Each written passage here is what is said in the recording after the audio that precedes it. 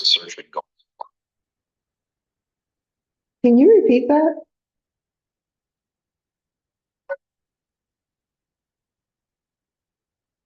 The closing of your home is supposed to be on September. Did you want to finish that thought? I think you were about to tell me the date. It September sounds like there's a 19th. timeline pressure here, the house sale, which probably makes the job search feel even more urgent. Are you worried about having somewhere to go after closing if you don't move in with your boyfriend? Yes.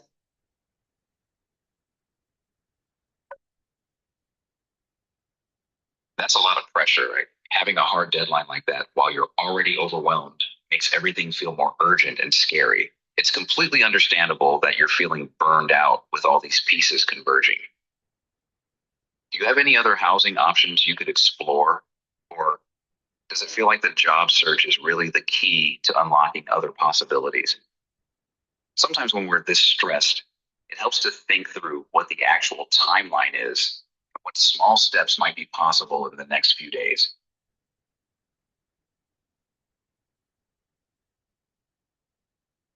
I'm not sure if that's going to go through, but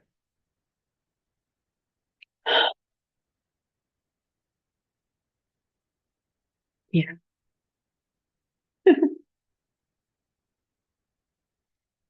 I found potentially three new buyers. One was accepted.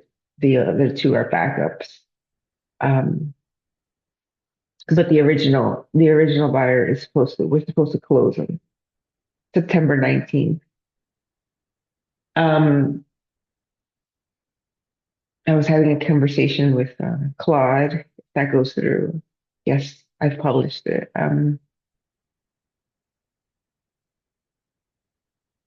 Yeah. So empathic burnout. I didn't realize I was accommodating this original buyer so much that to the point where he was almost going to take advantage, but now he either has to put up or get out. Like it's not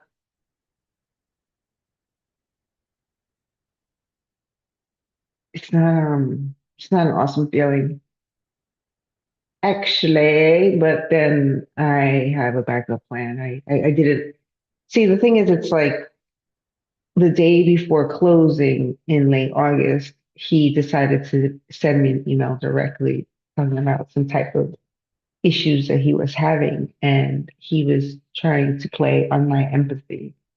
And I guess I read the situation wrong, where I said, well, I'm not in the position to put my house on hold for 3 to 6 months because you wanted to. I have my own issues. And his attorney and my attorney had gone back and forth, and I basically said, no, this is unprofessional. This is a breach of contract. So that's why we're going to push him either to close on the 19th or just kill the deal, which I'm grateful for. And I guess I had to hear myself say, I am tired of accommodating everyone and them trying to get accommodated. But then, you know what? It's a great lesson for me. For me, the more I stretch and stretch and stretch, okay, I could see myself. I'm so great. Oh yeah, I can do all these things through Christ. But I don't need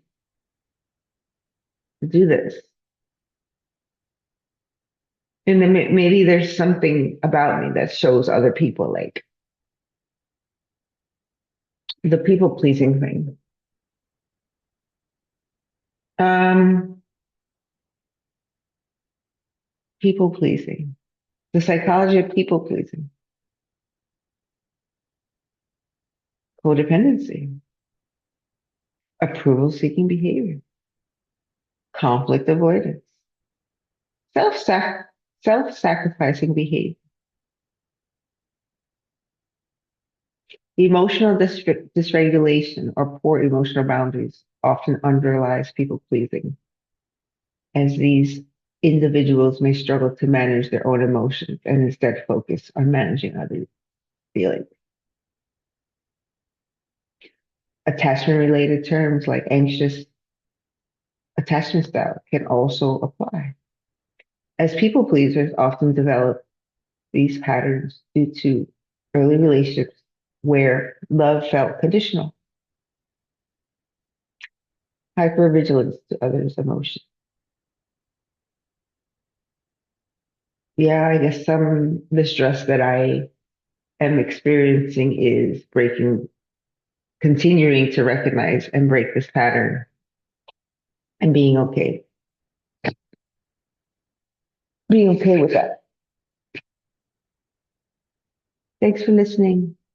Being out there, petty is my love language.